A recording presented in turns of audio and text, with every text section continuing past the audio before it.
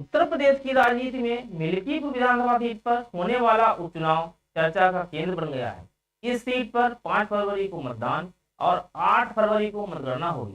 Samajwadi party और Bharatiya Janata party के बीच सीधा मुकाबला होने की संभावना है। सवाल यह है कि क्या सपा घोसी विधानसभा सीट की तरह मिल्कीपुर में भी अपना दबदबा कायम रख पाएगी या भाजपा इस सीट पर जीत दर्ज कर सपा को कड़ी चुनौती देगी। मिल्कीपुर विधानसभा सीट अयोध्या जिले में आती है और इसका राजनीतिक और सामाजिक महत्व काफी अधिक है। यहाँ विभिन्न जातियों और समुदायों का प्रभाव है जो चुनावी नतीजों को निर्णायक बना सकता है। यह सीट मौजूदा विधायक अवधेश प्रसाद के सांसद बन जाने के बाद यह सीट रिक्त हुई है और उपचुनाव में सत्तारूढ़ भाजपा और विपक्षी सपा के लिए यह सीट प्रतिष्ठा की लड़ाई बन चुकी है।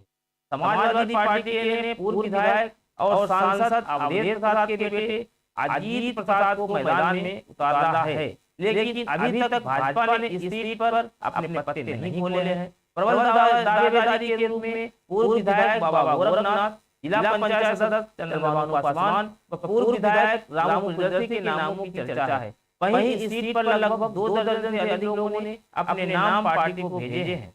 हाल ही में हुए घोसी उपचुनाव में समाजवादी पार्टी ने शानदार जीत दर्ज की थी। इस जीत ने सपा के कार्यकर्ताओं और समर्थकों का हौसला बढ़ा दिया है। घोसी में भाजपा के खिलाफ विपक्षी गठबंधन का प्रभाव साफ तौर पर दिख रहा है और सपा ने अपनी रणनीति और गठबंधन के बल पर सीट अपने नाम की है। अब सवाल यह है कि क्या सपा मिल्कीपुर में भी वही रणनीति अपनाकर भाजपा को हरा पाएगी। भाजपा के लिए मिल्कीपुर सीट पर जीत दर्ज करना अहम है। यह न केवल अयोध्या जिले में पार्टी की पकड़ मजबूत करेगा, बल्कि 2027 के विधानसभा चुनाव से पहले पार्टी के लिए मनोबल बढ़ाने वाला होगा।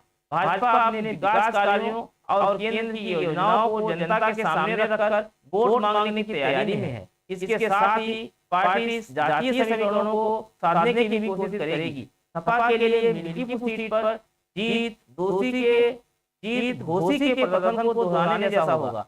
पार्टी के नेता अखिलेश यादव ने इस चुनाव को लेकर पहले ही सक्रियता दिखानी शुरू कर दी है। सपा ने गठबंधन दलों के साथ मिलकर एक संयुक्त रणनीति तैयार की है। पार्टी दलित, पिछड़े वर्ग और अल्पसंख्यक समुदाय को साधने की कोशिश करेगी, जो इस क्षेत्र में निर्णायक भूमिका निभा सकते हैं। मिल्कीपुर में स्थानीय मुद्दे भी इस चुनाव में अहम भूमिका निभाएंगे। किसानों की समस्याएं, युवाओं के लिए रोजगार और क्षेत्रीय विकास की मांग जैसे मुद्दे मतदाताओं के फैसले को प्रभावित कर सकते हैं। भाजपा जहां अपने डबल इंजन सरकार के नारे के साथ उतरेगी, वहीं सपा स्थानीय विकास के मुद्दों और भाजपा की नीतियों की आलोचना कर वोट मांगने की कोशिश करेगी। मिल्कीपुर का जातीय समीकरण इस चुनाव का सबसे अहम पहलू है। यादव, मुस्लिम, ब्राह्मण और दलित वोटरों की भूमिका नतीजों को तय करेगी।